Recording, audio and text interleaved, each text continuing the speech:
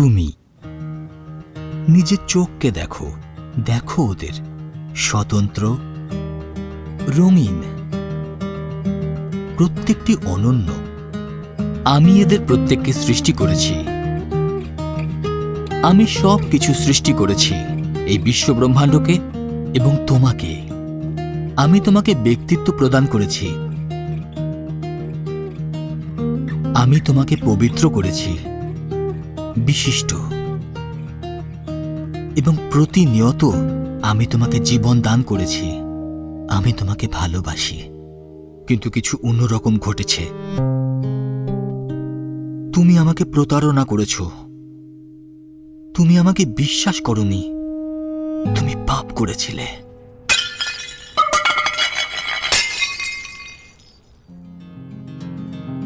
তুমি তোমাকে আমার থেকে বিচ্ছেদ করেছ। যদিও তুমি এখনো জীবিত, তুমি ধীরে ধীরে মৃত্যুর দিকে এগোচ্ছ। তাই শূন্য গর্ভ পূরণের জন্য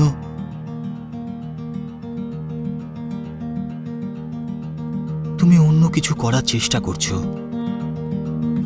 কিন্তু কোনো লাভ নেই।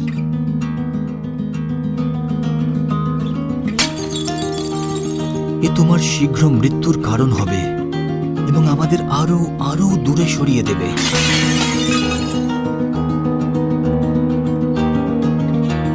তুমি কি খুঁজছো?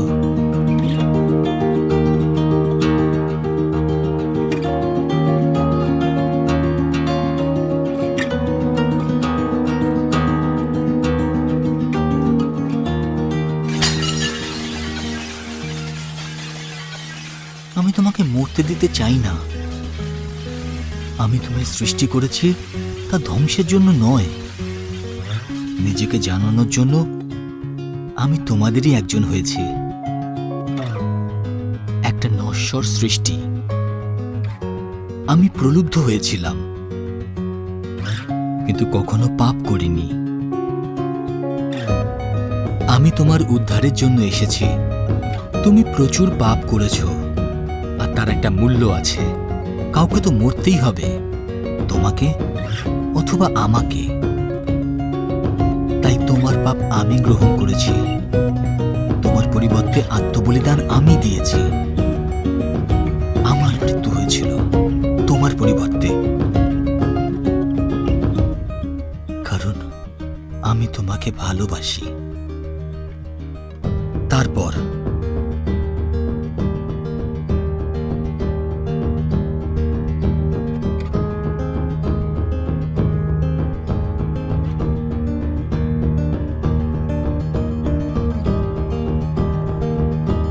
আমি পুনরুজ্জীবিত হই।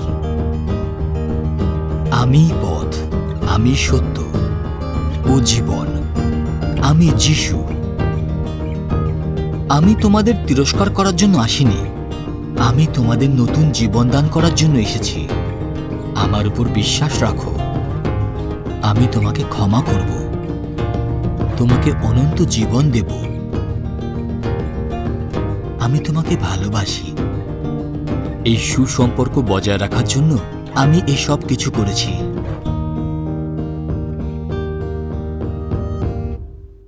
তুমি কি আমাকে অনুসরণ করবে?